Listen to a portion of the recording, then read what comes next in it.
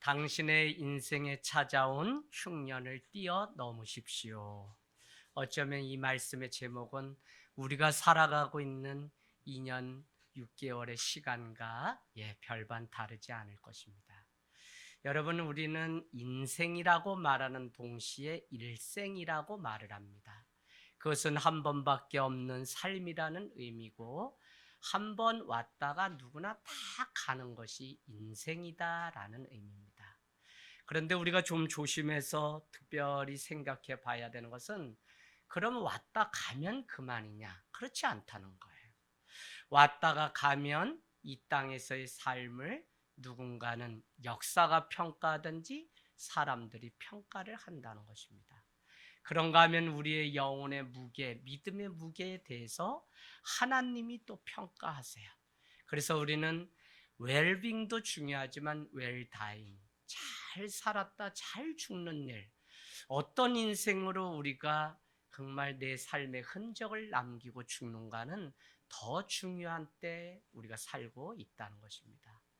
여러분, 그런 면에서 오늘 아브라함을 비롯하여 바벨탑을 쌓던 사람들의 그들에게 찾아온 하나님의 구원은 이스라엘 민족을 선택하는 것입니다. 그래서 창세기 12장이 왜 중요하냐면, 드디어 하나님의 구원은 이스라엘, 그것도 그 한 사람을 택해서 이루어가는데, 바로 아브라함이라는 사람을 통해서 이스라엘의 역사가 시작되는 것을 볼 수 있습니다. 그래서 이 아브라함 한 사람을 불렀지만 그것은 이스라엘을 선택한 일이고, 아브라함 한 사람의 축복으로 끝나지 않고 오늘 이스라엘 백성들의 축복으로 이어지는 것을 보면, 우리는 많은 일들을 계획하고 거창한 꿈이 있지만 가장 중요한 것은 나 한 사람이 하나님의 축복의 통로가 되고 나 한 사람이 먼저 서는 그 일이 될 때,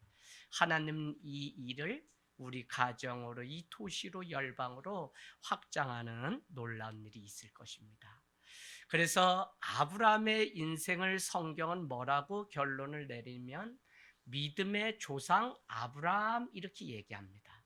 그런가 하면 오늘 우리가 읽은 이삭에 대해서는 온유의 아들 이삭, 이렇게 겸손의 아들 이삭, 이렇게 결론을 내립니다. 그런가 하면 그의 아들이었던 야곱은 환도뼈가 부러지고, 그런가 하면 그는 팥죽 한 그릇으로 장자권을 샀던 것을 보면 집념의 사람 야곱이라고 그렇게 성경은 말씀하고, 우리가 잘 아는 것처럼 요셉은 꿈의 사람 요셉, 그래서 그는 애굽의 총리가 되었던 것을 너무 잘 알고 있습니다. 그럼에도 불구하고 오늘 우리가 읽은 이삭에 대한 말씀은 창세기 55장 중에 가장 적은 석 장에 불과합니다. 제가 이삭을 향해서 온유의 아들이라고 말씀드린 데는 바로 여기에 이유가 있습니다. 이삭은 그냥 사람들이 볼 때는 약하고 연약한 자 같지만 그의 믿음은 단순했습니다.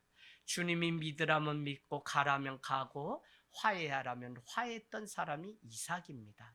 그렇기 때문에 자기 인생 가운데 있을 많은 일들, 창세기 25장을 보면 그를 통해서 낳은 아들 야곱과 에서가 쌍태인데 그 가문이 너무 복잡한 콩가루 집안일 뻔했습니다. 그럼에도 불구하고 그는 온유의 아들, 온유의 믿음의 소유자였기 때문에 이것을 다 불발탄으로 만들고, 아버지 아브라함으로부터 받은 그 축복을 이삭은 고스란히 받아 야곱에게로 흘러보냈던 사람이기 때문에 다른 사람보다 장수가 적죠. 왜요? 그냥 자신의 사건들을 하나님의 은혜 앞에 다 불발탄으로 만들었기 때문에 그렇다는 것입니다.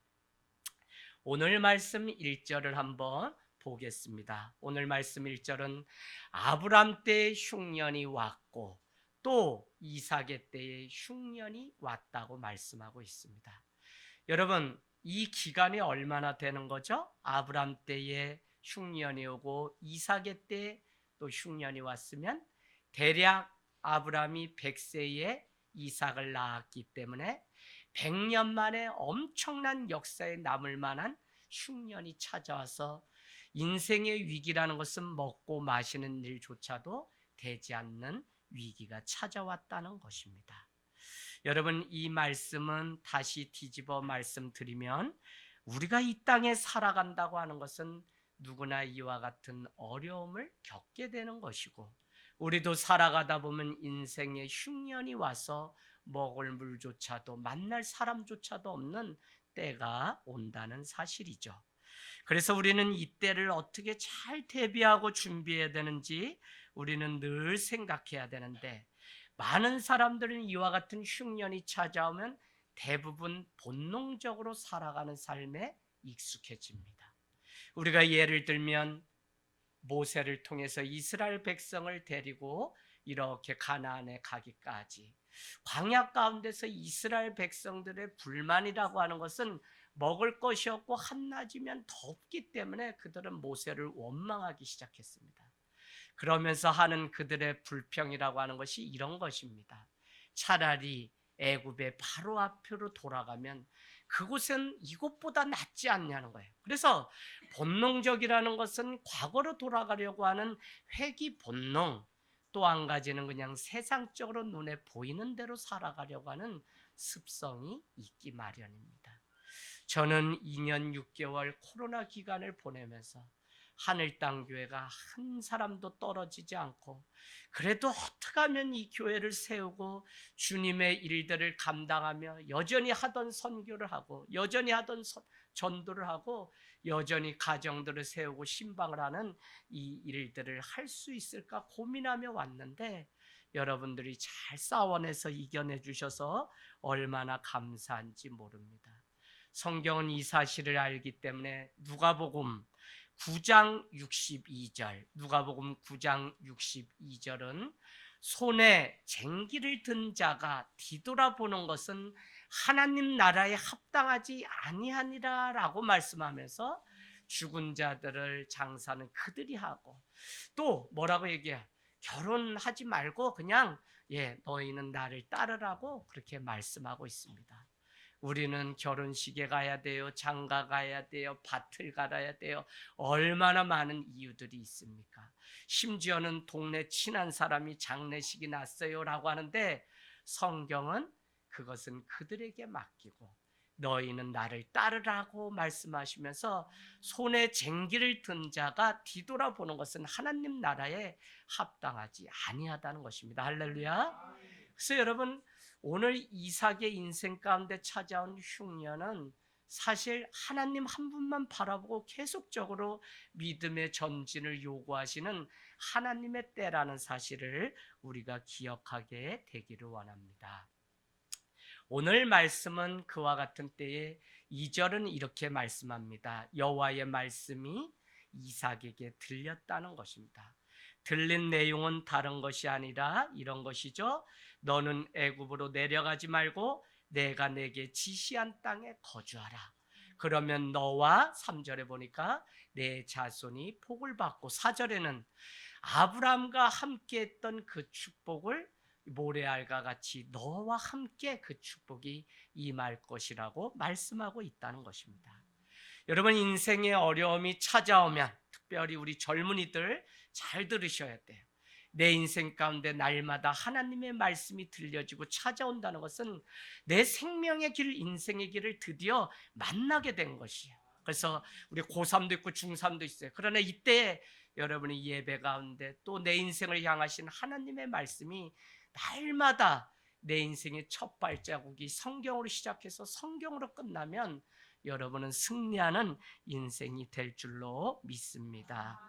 여러분, 늘 하나님의 말씀은 보이지 않는 혼과 관절을 쪼개기까지 역사하시는 능력이 있습니다. 그래서 보이지 않는 부분까지도 관여하시는 것이 하나님의 말씀이라는 것입니다. 자, 제가 한번 예를 들어볼까요? 창세기 22장 여러분 적어놓으세요. 1절, 아브라함아 아브라함아 하고 부르시는 장면이 나옵니다. 불렀다는 것은 여호와의 말씀이 임했다는 것이죠.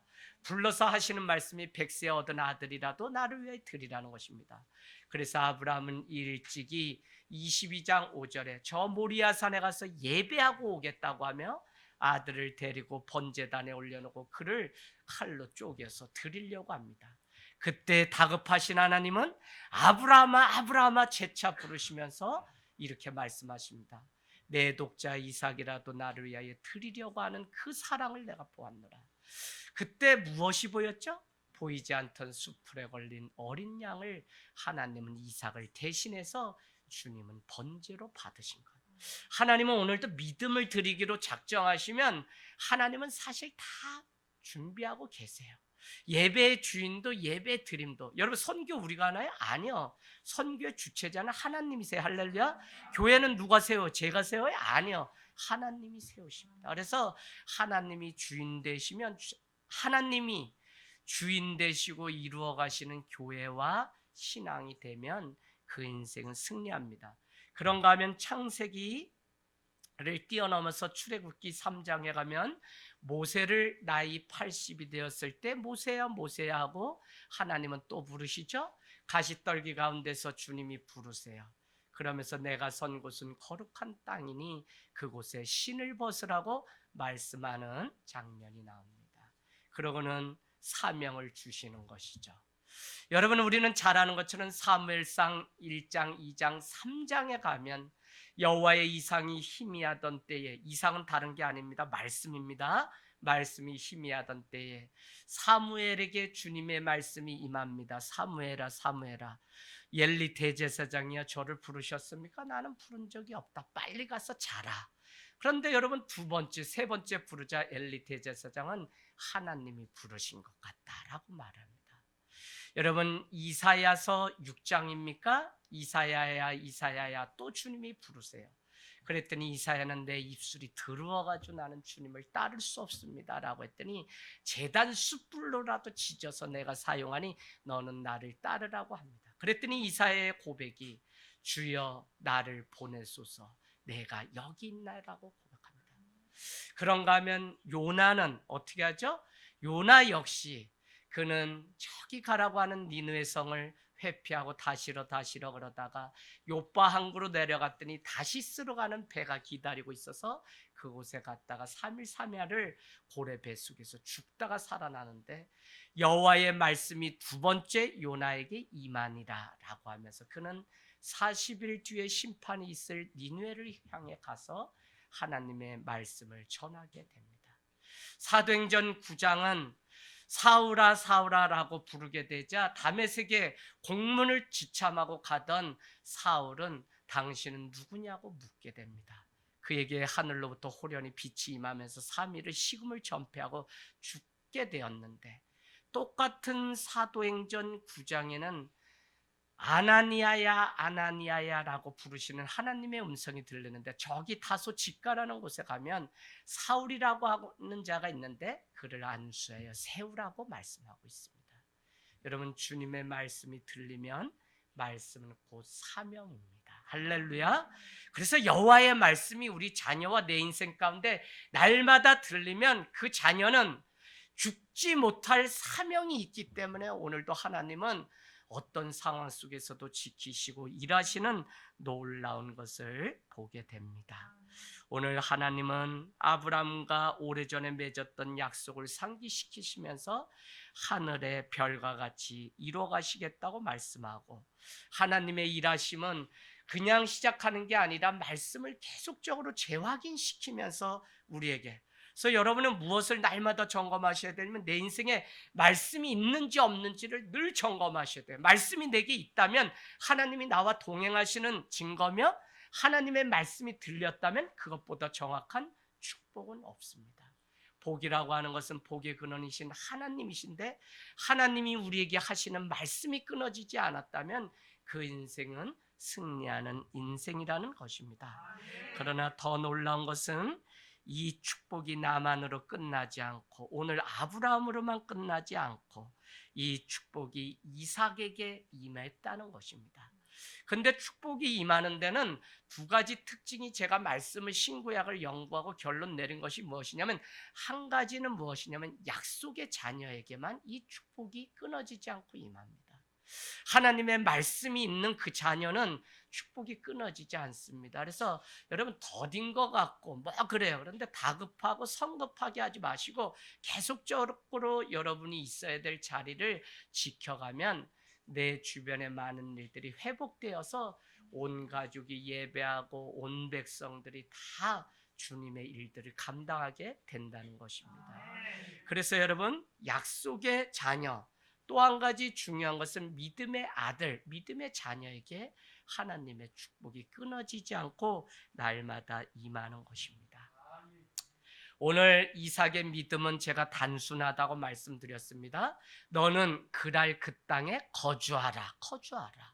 뭐라고 말씀하시냐면 3절에도 이 땅에 거주하면 어떻게 해요? 내가 너와 함께 있어 내게 복을 주고 내가 이 모든 땅을 나와 내 자손에게 다 주시겠다고 약속하고 있는 것입니다. 여러분, 힘들고 어려워도 버텨내는 것이 믿음입니다. 그 자리에 있으면 축복이 반드시 있죠. 그래서 우리 삶도 매일 달아나고 도망가고 싶은 삶입니다. 왜냐하면 우리 인생 살아가다 보면 먼저는 두려움이 찾아옵니다. 두려움이 오면 우리는 어떻게 한다고요? 본능적으로 살아가려고 하고 과거를 회귀하려고 하고 눈에 보이기 좋은 대로 살아가려고 하는 습성이 우리에게 있습니다. 그런가 하면 우리는 이 어려움이 찾아오고 흉년이 찾아오면 오히려 우리에게 더 살려고 하는 이 욕심이 찾아와요. 그래서 무엇이든지 붙잡으려. 그래서 여러분, 연세 드시면 욕심이 없을 것 같죠? 다 이제는 주님 부르시는 날만 기다릴 것 같죠? 아니요. 제가 목회해보고 확실히 안 것은 하루라도 더 살고 하나라도 더 갖고 싶은 게 인생이지 그렇지가 않아요. 그래서 여러분, 목회하면서 경험이 무엇이냐면 이제 눈이 다 이렇게 넘어가시게 됐는데도 이분 위해서 주님 우리 권사님 잘 사셨으니 얼른 모셔가세요. 이러면 어떻게 하는지 아세요? 눈 뜨고 부르려는 나 더 살 건데 왜 그러냐고 장로님도. 여러분, 그게 우리 인간이에요. 그래서 두려움과 이 욕심이 우리 가운데 찾아오게 되는데 우리는 이것을 믿음으로 잘 승화를 해야 돼요. 그래서 인생의 흉년이 찾아오면 여러분은 등식을 한번 정해 보시는데 하나님의 약속의 말씀이 더 큰지 아니면 내 눈에 보이는 현상, 현실, 이 광경이 더 큰지, 만약에 하나님의 말씀이 현실보다 더 크게 보인다면 그것은 믿음의 길로 우리는 선택해서 가는 것입니다. 그래서 여러분, 오늘 6절에 가서 표시하세요. 결국 하나님의 말씀이 들리니까 이삭은 그랄 땅 그곳에 거주하고 애굽으로 가지 않았다는 것입니다. 그랄이라고 하는 의미는 히브리어로 뭐라고 되어 있냐면 그랄은 이렇게 되어 있습니다. 그랄은 거주자라고 하는 의미가 있습니다. 그래서 여러분, 하나님이 거주하라고 하는 그 땅에 거주했던 사람이 바로 이삭이라고 하는 사실을 여러분이 놓치지 않게 되기를 원합니다. 예, KT에서 전화 왔습니다. 꺼주세요. 예, 우리는 살아가면서 믿음이 있어야 합니다. 어느 때보다도 믿음이 중요하고 요한 1서 4장은 세상을 이기면 이것이니 우리의 믿음이다. 그래서 믿음을 드릴 때 하나님은 귀하게 보신다고 말씀드렸습니다. 여러분, 이 믿음을 설명하는데 저도 어느 책에서 읽었는데 이런 내용이 나옵니다. 무슨 내용이냐면 참나무 쐐기를 박아라 이런 얘기가 나와요. 그 옛날에 믿음의 조상들이 어느 길에 돌바위가 있거나 길을 내려면 오늘날에는 다이너마이트를 사용하지만 그 당시에는 그런 게 없기 때문에 그냥 하루 종일 돌바위에 이렇게 구멍을 홈을 낸 다음에 그곳에 참나무를 쐐기로 박아 놓는데요. 그리고는 그곳에 물을 부으면 참나무가 물을 먹으면서 결국 그 큰 바위가 탁 터진다는 것입니다. 그래서 여러분, 우리도 믿음의 쐐기를 계속 받고 그곳에 성령의 물을 붓기만 하면 언젠가는 우리의 인생의 걸림돌이 터져서 정말 주님의 일하심을 보는 일들이 있을 것입니다. 그런가 하면 참나무 믿음이라는 게 있더라고요. 참나무 믿음은 다른 게 아니라 참나무가 잘 자라가면서도 4년에서 5년 정도 성장을 멈추는 때가 있다는 겁니다. 그러면 많은 사람들은 우리의 인생에 걸림돌이, 그래서 부모가 시대를 잘못 만나서 내가 입시 제도가 바뀌어서 아우 온전히 재수 없는 사람이 나다. 제가 그렇게 생각했어요. 왜냐하면 학력고사 제가 마지막이기 때문에 수능 보지 않으려고 어떻게 해서든지 대학 가려고, 그래서 그냥 뭐 어려웠었죠. 여러분, 이렇게 시대를 탓하게 된다는 것입니다. 그러나 그 멈춰 있는 그 대나무는 그때 무엇을 준비하게 되냐면 마디를 준비해. 마디가 굵으면 굵을수록 대나무는 20m 이상의 성장을 통해서 자라나는 시간이 되는 것입니다. 우리도 살아가다 보면 이런저런 사연이 있고 다 눈물이 있는데, 그것은 그냥 헛된 것이 아니라 우리 인생을 성장시키시는 하나님의 마디인 줄로 믿습니다. 그래서 내가 지금 멈추고 어려움을 당하고 있다면, 하나님이 내 인생의 마디를 굵게 하시려고 이 시간을 주셨구나라고 하는 사실을 깨닫게 되기를 원합니다. 믿음은 떠나지 않고 그 자리를 버티고 지켜내는 것입니다. 그래서 저는 참 이 교회 목회하면서 특별히 오산에 와서 요즘은 그런 생각이 드니까 더 사랑하게 돼요. 오죽하면 오산에 온 게 오산인데 오산에 와서 살다, 그 생각이 들어요. 그러니까 성도들 한 분 한 분, 뭐 저 역시도 교회 때문이긴 하지만 이런저런 사연으로 다 뜨내기 인생, 나그네 인생이죠. 그런데 교회를 통해서 이제 그랄 거주자로 살아갈 수 있을 뿐이지 다 뜨내기 나그네 인생이었습니다. 사실 38년 된 앉은 병자를 고친 베데스다 연못가는 우리의 생각과 달리 각색 병든 자들이 모여서 물이 동할 때 누구든지 먼저 뛰어들면 그는 고침을 받는 은혜가 있었다고 말씀드립니다. 그러나 베데스다라고 하는 그 의미는 사실 은혜의 집, 자비의 집이라는 의미가 있다는 것입니다. 베들레헴 은혜의 떡집이 마치 오늘날 교회인 것처럼 이곳에는 아이러니하게 각색 병든 자들이 모여든 곳이고, 더 큰 사랑으로, 더 큰 위로로 서로 이 자리, 내게 주어진 자리라고 믿고 버티고 견뎌내는 자들을 통해 하나님의 일들이 시작되는 줄로 믿습니다. 여러분, 오늘 말씀은 정말 이삭은 어쩌면 그 하는 일들마다 축복이 그 인생 가운데 찾아왔을까요? 오늘 말씀 12절로 우리 건너가겠습니다. 이삭이 그 땅에서 농사하여 그의 100배나 얻었다는 것입니다. 우리가 잘 아는 것처럼 이삭은 농사 짓는 자가 아닙니다. 이삭은 목축업, 양떼를 돌보던 자인데 오늘 그 땅에 거주하고 이제 먹고 살아야 하니까 시작한 것이 씨앗을 뿌리는 농사를 했는데, 처음 하고선 어떻게 그렇게, 그런데 그 해의 수확이 100배를 얻었다는 것입니다. 여러분, 성경을 바르게 믿으셔야 돼요. 자꾸 뭐 돈 헌금 많이 하면 뭐 100배의 뭐 축복, 한국교회가 만들어낸 거예요. 그거보다 더 정확한 축복 100배 받는 비결은 뭐였죠? 길가, 돌밭, 가시덤불에 던져진 그 씨앗은 열매 맺지 못하죠. 좋은 땅에 뿌려진 씨앗은 100배의 열매를 얻는다고, 30배, 60배, 100배 열매를 얻는다고 성경은 말씀합니다. 그래서 여러분, 여호와의 말씀이 우리 가운데 임하여서 말씀대로 살아가는 그것이 축복이고, 그곳 가운데 하나님은 오늘 100배 수확을 얻는 놀란 일들을 주신 줄로 믿습니다. 저는 오히려 이와 같은 일들이 있을 때 12절에서 14절에 가보니까 어떤 현상이 일어나냐면, 거부가 되고 양과 소가 떼를 이루고 종이 힘이 많아져서 결국 블레셋 사람들이 시기하였다는 표현이 나오게 됩니다. 여러분, 반드시 축복과 함께 뭐가 오냐면 시기심이 이 땅에서 와요. 그래서 우리는 축복받고 내 인생에 승리가 있을 때 오히려 겸손하고 더 낮아지는 삶을 살아가는 자가 끝까지 승리하는 삶을 살아갈 수 있다는 것입니다. 그랬더니 15절에 보니까 블레셋 사람들이 와서 우물을 막고 흙으로 메웁니다. 그럼에도 불구하고 19절에는 이삭의 종들은 또 다른 곳에 옮겨서 우물을 파는데 샘의 근원을 발견하게 되었다는 것입니다. 여러분, 많은 사람들이 이야기합니다. 저기 아프리카 선교사님 300, 500 이렇게 보내면 샘을 파면 물이 나오면 그곳에 사람들이 먹을 양식을 얻게 되기 때문에 귀한 선교 사역이라고.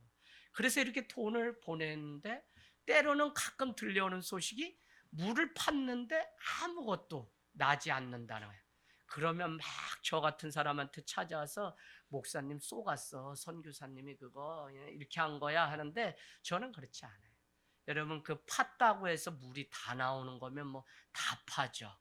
그와 같이 이 샘의 근원을 발견했다고 하는 이것은 오늘날로 말하면 그 유전을 발견한 것, 금광을 발견한 것과 똑같은 현상이 이 광야길에서 오늘 일어난 것입니다. 여러분, 그의 수확을 100배를 얻고 샘의 근원을 얻었던 것은 바로 손을 대면 이와 같이 놀라운 축복을 얻는 약속의 아들이고 믿음의 아들이었기 때문에 이 일들이 가능하다는 것입니다. 우리는 축복을 받는 자입니다. 이미 받았습니다. 그래서 이 축복을 나누는 사명이 우리에게 있는데 베드로전서 3장 9절에 가면 악을 악으로 욕을 욕으로 갚지 말라. 도리어 복을 빌라. 너희는 이것을 위하여 부르심을 받았느니 도리어 복을 빌라고 말씀하고 있습니다. 여러분, 뭐 다 이쁘나요? 다 좋아요? 친구들 만나서 학년 올라가니까 다 좋아요? 안 그럴 수 있어요. 이상하게 나만 가지고 괴롭히는 일들이 얼마나 많은지. 그럼에도 불구하고 주님은 복을 복으로 빌는 그 사람을 통해서 하나님의 놀라운 일들을 하기를 원하십니다. 그래서 오늘 이 예배를 마치고 여러분 돌아가시면 축복을 아끼지 마십시오. 반드시 그 축복이 나에게 돌아오기 때문에 그렇습니다. 여러분, 뭐 가장 축복하기 어려운 사람이 누구냐면 삼식이 그러면 집에 계시는 은퇴하신 남편. 물론 젊은 날에는 먹여 살리고 열심히 했는데 그냥 밖에 밥만 드시다가 그냥 연세 드셔서 은퇴하시고는 삼시세끼 어디 가지도 않고 맨날 밥 해주는데 맛있네 짜네 맨날. 그러니까 삼식이랑 사는 거는 저도 힘들어요. 그래서 힘들고 자식 새끼도 같이 사는 게. 그래서 제가 가장 어려운 선교의 시작은 가정부터다라고 말씀드린 것이 가벼운 이야기가 아닙니다. 여러분이 마지막 예루살렘 정착하고 복음화해야 되는 것이 우리 가정입니다. 그래서 이 일들을 늘 경주하고 나가기를 원합니다. 여러분, 오늘 우리가 예배하고 건강 주신 이 모든 일은 다 나가서 축복하는 사람이 되게 하시려고 우리에게 부모의 특권을 주고 하나님의 자녀의 특권을 주셨다는 것입니다. 제가 오산에 와서 개척을 하고는 지금까지 변함없이 하나님 앞에 하는 게 있어요. 우리 교인들을 통해서 만난 그냥 알게 된 교회나 내가 거쳐온 사역을 했던 교회나 아니면 불러서 부흥회를 하거나 재직회를 했던 교회든지 지금까지 저녁 기도에 날마다 300여 교회를 계속적으로 기도해요. 이번에는 어떤 일이 있었냐면 주중에 우리 유순영 권사님 또 소태로 어려움 당하시고 정산욱 권사님 또 어지럼증으로 쓰러져서 결국 이석증 발견하고 막 많은 사건들이 안에 밴드 여러분 한 주 보시고 같이 기도하시고 지체의 사정들을 여러분 애정 가지고 더 보시기를 원하는데 이와 같은 일들이 막 있어요. 그런데 우리 권사님 가정에 딱 갔더니 요양사이신 한 분이 권사님이세요. 그래서 우리 권사님을 늘 기도해 주시고 너무 좋더라고요. 이번에 드디어 케미가 맞는 분을 만나셨어요. 그래서 제가 이렇게 하면서 권사님 어느 교회 다니시나요? 했더니 요산의 어느 교회를 다니세요. 제가 누구시죠? 라고 그 목사님과 더불어서 기도를 했더니 놀라세요. 저는 여러분께 지금 말씀드린 것처럼 오산에 와서 정말 내가 아는 교회는 누구든지 축복하려고 늘 지금까지 해서 그 교회를 조금 알고 있습니다 라고 했더니 교회가 어려움 겪고 있는데 목사님 기도해 주고 계셨군요 하고 눈물을 훔치세요. 여러분, 그것이 나랑 직접적으로 상관이 있든지 없든지 내게 아픔이었든지 어느 거든지 우리는 믿음의 눈으로 그를 축복하면 그 축복은 결국 나에게 오는 것이기 때문에 하나님이 주신 이 축복의 특권을 날마다 사용하게 되기를 원합니다. 그렇게 되면 오늘 26절로 가보면 바로 블레셋의 왕이었던 아비멜렉과 군대 장관이었던 비골이 찾아와서 이삭에게 화해를 하자고 얘기를 합니다. 여러분, 지금 블레셋의 왕은 한 나라의 대표고 오늘 이삭은 이스라엘의 그냥 한 소시민에 불과한데 동등한 관계가 아님에도 불구하고 그와 함께 하시는 하나님을 보았던 이 아비멜렉은 가는 곳마다 우물을 해체하고 못하게 하는데도 계속적으로 놀라운 일이 일어나게 되자 더 이상 막을 수 없고 저야말로 하나님의 사람이구나 라는 사실을 깨닫게 되자 두 손을 들고 차라리 화해를 하자고 요청하고 있는 장면을 보게 됩니다.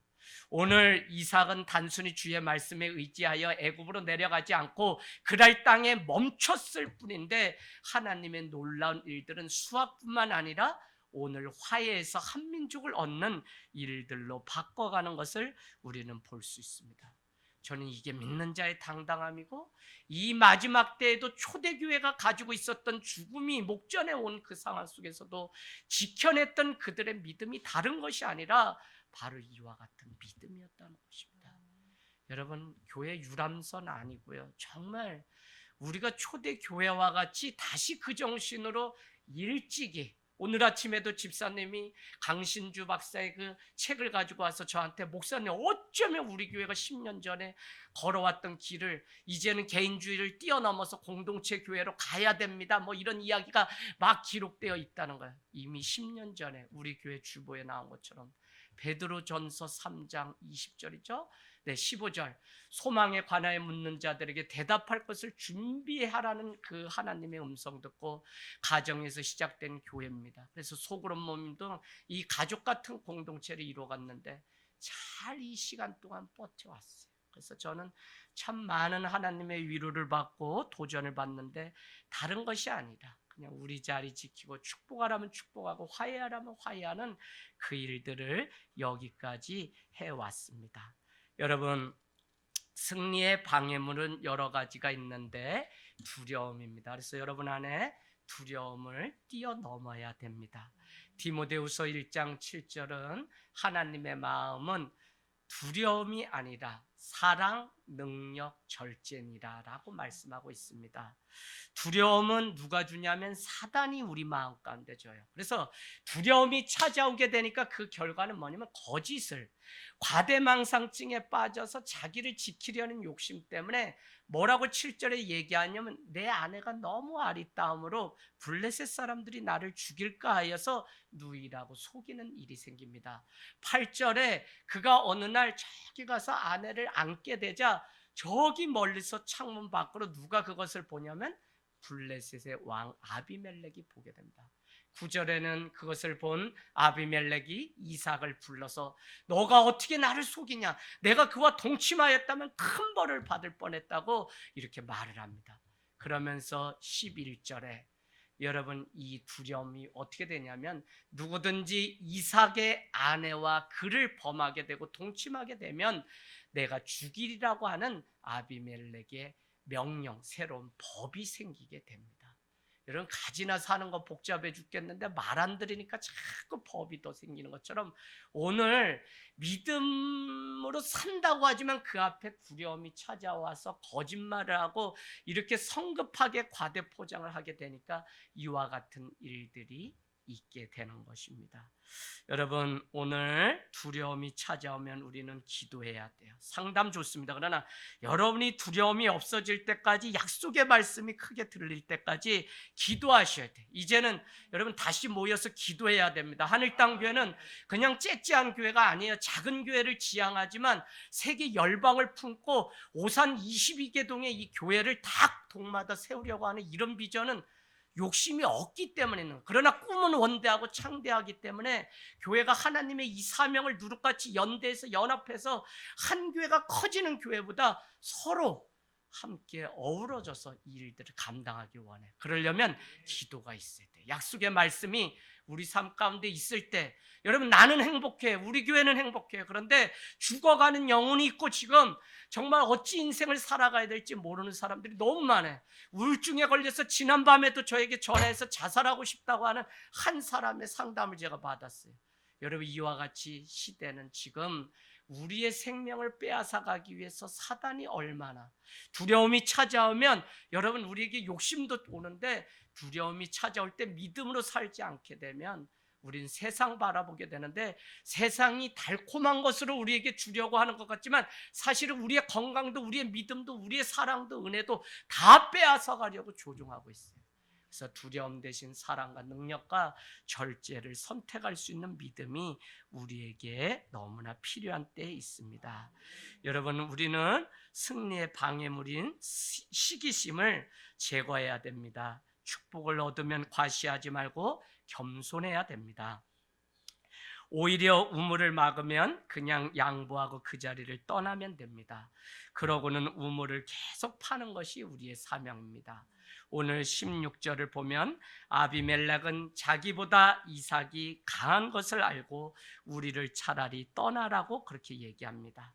만약 싸움의 소지가 생기면 우리는 억울해하면서 싸우지 말고 그것을 양보하고 떠나는 것이 기독교의 신앙이에요. 그래서 자꾸 기독교의 복음이 변질돼서 어떻게든지 쟁취해라, 어떻게든지 양보하지 마라, 한 번 얻은 것은 끝까지 물고 늘어져라, 뭐 복음이 막 이렇게 막 해가지고 이게 무슨 세상 정치인들이 하는 얘기인지 여러분이 잘 분별하시되, 그러나 십자가에 죽기까지 자신을 주신 예수 그리스도를 따라가는 이 사순절, 우리가 내 목숨도 내어주신 주님이신데 뭘 형제를 위해서 돈 못 받은 거 있어요? 그거 그냥 주세요. 그냥 뭘 그거 때문에 평생 고리상하고 그냥 맴상하고.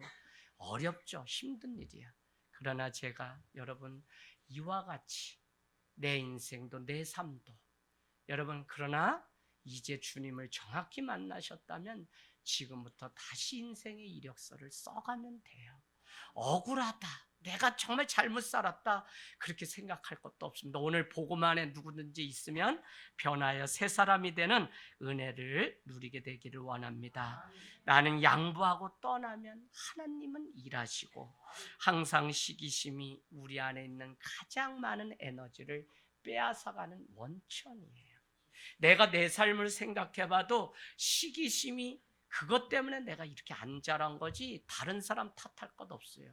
여러분 그저 사탕도 제사까지 하고 빨간 거 그거 하나라도 더, 그래서 형제가 많으니까 신문에 딱 그거를 가져다가 어머니가 어금니를 탁 깨물어서 이제 똑같이 나눠주시는데 내 눈에는 다 누이들 게 커 보이니까 그저 때를 쓰고 안 먹는다고 하다가 그 제사까지 그거 하나조차도 다 뺏기고 어머니가 안 주셔. 먹기 싫어 그러면 너가 먹어라 그러면 그 누나 입으로 들어가면 막 입 때리고 막 달라고 막, 그죠? 어려서 다 그런 일 있죠?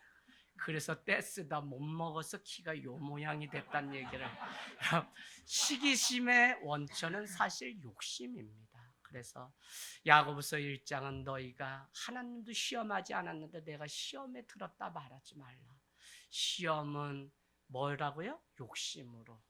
그래서 너희가 구하여도 얻지 못하면 정욕으로 구하기 때문에 정욕이 다 욕심입니다. 그래서 여러분 우리가 늘 주님 앞에 참 시기심이 오면 오히려, 그래서 제가 뭐 우스갯소리가 아니라 600평 되는 그 수박밭을 누이를 통해 알게 되었을 때 과자 하나 먹기 힘든 강원도 첩첩 산골에 방공일 토요일이면 그냥 주변 몇 번 도리도리 하다가 가서 수박 먹는 거죠. 저녁이면 애갓집에 전설의 고향 보러 간다고 그 집 부렁하고선 그저 달밤 의지해서 그 수박밭, 그러면 그거 누가 먹을까 봐 아까워서 밤에 가서 그저 따가지고 한 번 깨서 한 번 먹고 버리고 또 다른 거 한 달을 그 밭을 다 밟아놨더니 일꾼을 한 20여 명 얻어가지고 수박 출하를 하러 간 사람들이 그냥 빈손으로 돌아온 거예요. 그래서 이게 어떻게 됐나 했더니 누가 와서, 그래서 멧돼지가 먹어도 이렇게 다 밟아놓을 리는 없는데 사람이 그랬구나 해서 대낮에 지키는데 제가 그걸 몇 달 동안 따먹다 보니 작은 죄가 큰 죄 된다고 방공일날 학교 다녀와서 저녁에 가는 게 아니라 대낮에 이렇게 몇 번 보고는 수박밭에 가서 따다가 현장범으로 해서 걸려서 그냥 경얼소주 한 개짝 가지고 또 돈도 그 당시에 몇십만 원 또 물어줬어요. 그래서 아주 동네에 그냥 못 쓸 사람이 된 적인데, 그거 한 덩어리 먹고 만족하면 되는데 내가 다 먹어야지 남 먹을까 봐 제가 또 배가 나온 이유가 수박을 많이 먹어서 그래. 그러니까 키는 안 크고 배는 나오고. 이게 다 시기심입니다.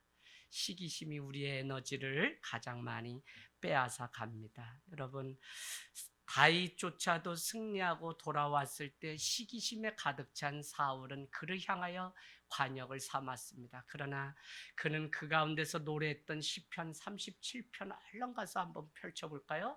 시편 37편 1절, 37편 1절. 악을 행하는 자들 때문에 불평하지 말라는 거예요. 악을 행하는 자들 때문에 불평하지 말라. 그 다음에 뭐라고 얘기하냐면 불의를 행하는 자들 때문에 시기하지 말지어다. 여러분, 악을 행하는 자인데 우리가 어떻게 불평하지 않을 수 있어요? 그 사람이 더 잘 되는 것 같은데. 또 불의를 행하는 자를 시기하지 말라는 거예요. 불의하는 자가 더 잘 사는 것 같은데. 그러나 하지 말라라고 하고는 이렇게 말씀하죠. 예, 그들은 풀과 같이 속히 배임을 당할 것이며 푸른 채소같이 쇠잔할 날이 곧 올 것이라는 겁니다. 그래서 믿음의 눈으로 우리가 기준 삼아 사는 것이 얼마나 중요한지 모릅니다. 그러고는 우리는 뭐 하라는 거죠? 3절에 오직 여호와를 의지하고 선을 행하라는 것이고, 4절에는 여호와를 기뻐하면 내 마음의 소원을 이루어주시고, 5절은 내 길을 여호와께 맡기면 그가 의를 이루어 가시고, 6절은 정오의 빛과 같이 이 의를 이루어 가신다는 것입니다. 이제 말씀을 마치면서 오늘 우물 하루아침에 판 게 아니에요. 여러분은 20절에 가서 그렇게 블레셋이 우물을 파면 메꾸고 막으니까 또 옮겨서 20절에 보니까 에색이라는 우물을 팠는데, 에색은 여러분 다툼이라고 써놓으시면 돼요. 다툼. 아니 팠더니 또 그랄 목자들이 와서 또 다투는 거예요. 그래서 다툼. 21절에는 신나라고 하는 우물이 파게 됐는데 그곳에도 대적함이라는 뜻입니다. 대적해요. 또 그런데 22절에 뭐라고 돼 있죠? 거기서 옮겨 다른 우물을 팠더니 그들과 다투지 아니하였으므로 르우붓이라고 불렀다는데, 르우붓은 넓은 곳, 넓은 땅이라는 것입니다. 마태복음 5장 5절은 뭐라고 말씀하냐면 온유한 자는 복이 있나니 저희가 땅을 기업으로 받을 것이라고 말씀하고 있습니다. 땅 갖고 싶으세요? 그러면 온유하세요. 정말 양보하시고 다 다투지 말고, 그러면 르봇과 같은 하나님의 놀라운 역사가. 저는 제가 이렇게 신앙생활 자꾸 존재론적으로 여러분께 말씀드리는 것은 이미 또 양보하고 저기 르봇에 있기까지는 벌써 누가 회복되고 살았냐면 내 자신이. 그걸 원수나 그 악함으로 보지 않고 내 마음이 태평양과 같이 넓어져서 에이 어디 가서 또 파면 되지, 그걸 뭘 걱정이야. 어머니가 목사가 되고 지금에 와서야 내가 너의 가는 길을 막고 지금까지 한 번도 너를 축복하지 않은 걸 미안하다. 교회 이제 가보니 목사 부모는 다 목회자거나 장로 권사 정도 됐는데 우리는 아무것도 아니니 너를 오히려 핍박하고 조선팔도 욕을 다 했으니 미안하다라고 얘기하세요. 그러면 제가 어머니 박사도 할 수 없는 게 뭐냐면 영혼을 사랑하고 사람을 사랑하는 것인데, 어머니랑 늘 우리 동네 지나가던 그 사람들 물 한 그릇, 냉수 한 그릇이라도 대접해서 보냈지, 또 중학교 못 가는 사람들이 있으면 열 몇 명 이렇게 칠순잔치 와서 절하고 하는데 보니까 그냥 중학교 가고 싶은데 그냥 고무줄 공장 가라고 하니까 밥을 안 먹고 막 동네 형들이 옛날에 과거에 그랬어요. 그러면 어머니가 데려다가 교복해 입히고 그냥 처닥비에서 졸업한 사람들이. 그래서 어머니가 늘 가난한 자, 아버지가 늘 지나가는 자, 냉수 한 그릇이라도 사람에 대한 태도가 달랐던 그것이 제게 물려준 가장 큰 유산입니다. 비록 이제 저를 위해서 기도하는 연약한 믿음일지라도 부모님은 저에게 남들이 물려주지 못하는 사람을 함부로 대하지 않는 가장 귀한 것을 물려주셨습니다. 저는 오늘 이삭의 온유함이 르봇을 얻기까지 정말 이와 같은 양보하고 또 양보하는 이 믿음을 통해서 한 가문이 살고 한 나라가 살아나는 놀라운 일들이 있다고 생각됩니다. 여러분, 그래서 현재 보고 평가하면 우린 축복 못하죠. 자식 새끼 밥만 먹으면 그냥 코로나에 뭐 거의 박사하기 수준인데 게임 박사. 그래가지고 그냥 안 보이면 이불 뒤집어 쓰고 자나 하면 그 속에서 눈이 탱탱 불 때까지 그냥 갤라고 갤라고는 저 때 30년 전에 40년 전 게임입니다. 그냥 해요. 그런데 어떻게 돼요? 이 아이도 축복해 주세요. 이 아이가 가치관이나 시대가 달라졌기 때문에 이 아이도 변화되고 이 아이도 주님 만나고 이 아이도 정말 프로게이머가 돼서 몇 억을 벌어들이는 아이가 될지 누가 압니까? 우리는 그냥 기도해주고 사랑해주고 축복해주면 하나님은 그 일들을 자꾸 자기식으로 성급하게 뭘 하려고 하니까 그냥 자기 생일에 늦게 케이크를 사서 들고 오는 딸을 이렇게 그냥 전화 안 받았다고 따기를 올려서 그게 평생 상처가 돼서 상담사가 되신 분을 우리가 간증을 모셔서 들은 적이 있지 않아요. 엄마의 생일 엄마가 좋아하는 케이크를 사서 오려고 야자 끝나고 여기 갔더니 문이 닫혀서 다른 곳 돌고 돌다가 밤 12시 다 돼서 딸이 어떻게라도 엄마를 위해서 이 케이크 사왔는데 문을 열자마자 나 너를 얼마나 걱정했는지 모른다라고 하는 아이 메시지 대신 나 너 때문에 걱정했거든 하고 때려서 그냥 평생 상처를 주네. 우리 사랑은 너무 그냥 연약해요. 저도 여러분을 사랑한다고 하지만 참 연약하고 부족합니다. 여러분, 오늘 이삭의 삶은 결국 무엇으로 끝이 날까요? 오늘 말씀을 우리는 보면 이렇게 끝이 나죠. 25절에 여호와의 이름을 부르며 제단을 쌓게 됩니다. 그런가 하면 그는 어떻게 되죠? 30절에 가니까 하나님의 말씀대로 살아가던 그는 쿨하게 삽니다. 그가 원수였어도 너에게 용서를 구하고 화해를 신청했으면 화해 받아주고 용서해 주라는 거예요. 그러면 믿는 우리가 할 건 뭐냐? 집 나간 아들이 돌아왔을 때 산의 진미를 차려놓고 잔치를 베푸고 에스더가 잔치를 베풀었던 것처럼 우리가 할 일은 잔치 베푸는 일 외에는 없어요. 우리 주일 오전 축제 예배입니다. 축제 외에는 할 일이 없어요. 오늘 30절은 뭐라고 됐냐면 이삭이 그들을 위하여 잔치를 베풀며 그들이 먹고 마시고 아침에 일찍이 일어나 서로 맹세한 후에 이삭이 그들을 보내며 그들이 어떻게 갔다고요? 평안히 갔다. 상황이 좋지 않아도 믿고 맡기고 믿고 믿음으로 단순하게 살라면 살고 기도하라면 기도하고 용서하라면 용서했더니 하나님이 오늘 완전히 화해. 여러분, 지금도 이스라엘의 인사는 샬롬, 평화라는 단어입니다. 여러분, 정말 우리가 늘 다른 사람에게 내가 받은 이 축복으로 그 사람을 축복하는 일이 얼마나 귀한지 모릅니다. 여러분의 삶의 자리 오늘 가셔서 좀 피자도 시켜 먹고 또 같이 손잡고 기도하고 직장으로 가면 여러분 또 축복하는 일들이 있기를 원합니다. 아멘.